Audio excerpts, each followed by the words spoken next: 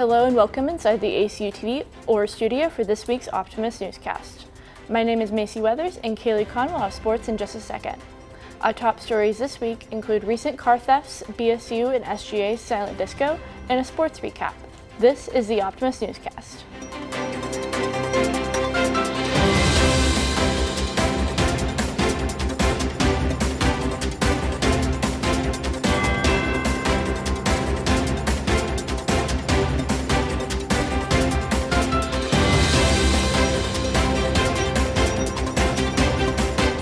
Rushing season concluded on Friday with call night and bid day taking place over the weekend. New member orientation will continue for 2 weeks and is scheduled to end on February 19th.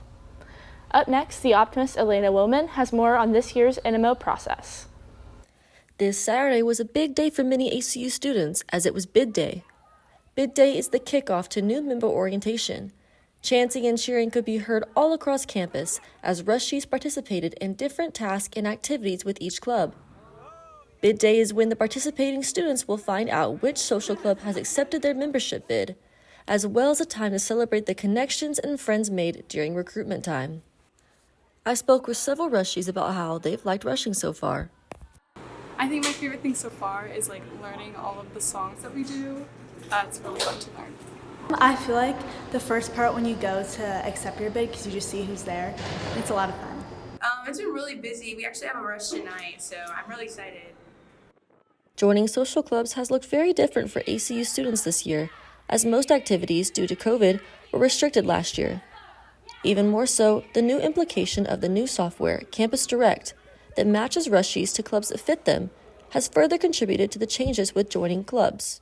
The campus will continue to bloom with club events and activities, as new member orientation will continue into the week. This is Elena Woolman for The Optimist. Thanks, Elena. Black History Month started Wednesday to celebrate, Student Government Association worked with the Black Student Union to host a silent disco. The disco was open to all students and played only music by Black artists.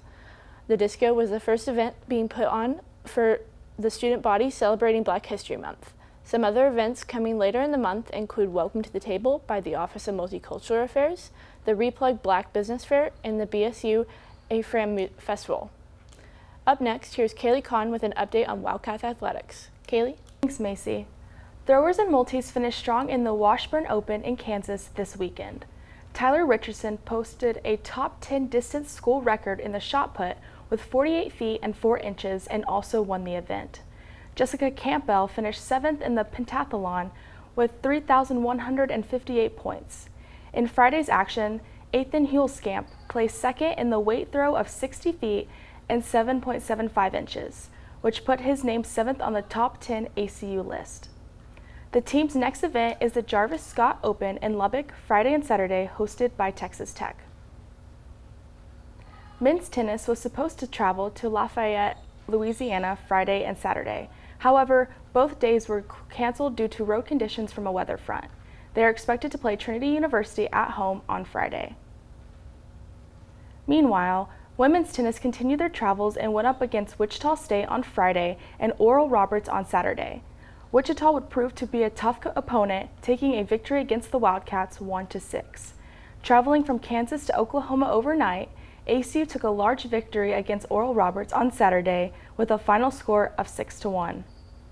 Up next, they play a doubleheader in Fort Worth against the University San Francisco and TCU on Sunday.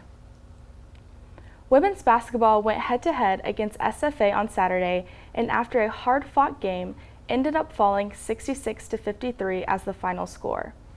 On Monday, Utah Valley came to Abilene to play in the She Can Be game day. The Cats got their much-needed win, breaking its 3-game loss streak with a final score of 73-46. California Baptist will play us here at home on Thursday for our Purple Day.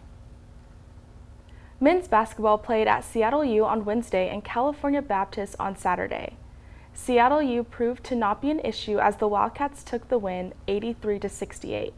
California Baptist put up more of a competition, however fell to ACU 87-71.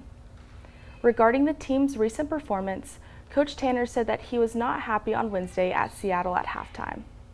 I think, and again, I've talked about this before. I think that we've allowed our offense to determine our defense, and we're finally, this team is finally figuring out that your defense determines your offense. And so I was not happy on Wednesday at Seattle at halftime,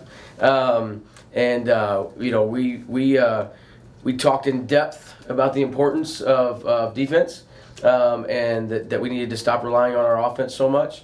And those guys came out, they responded. I mean, we gave up, I think, 19 points in the second half at Seattle against a team that's, one of the best offensive teams in the league. And then I think, the first half wasn't as bad in Riverside against Cal Baptist. They're really good. And they did some things we weren't really prepared for that we thought we were really prepared for. But they threw, to their credit, they threw some different things at us. And our guys did a great job of adjusting. I think we had another second half that was really good. Their next game is at home on Saturday against Sam Houston with a tip-off at 6 p.m. Central Time. That's all for the Optimist Newscast this week. I'm Kaylee Kahn. And I'm Macy Weathers. Thanks for tuning in, and we'll see you next time.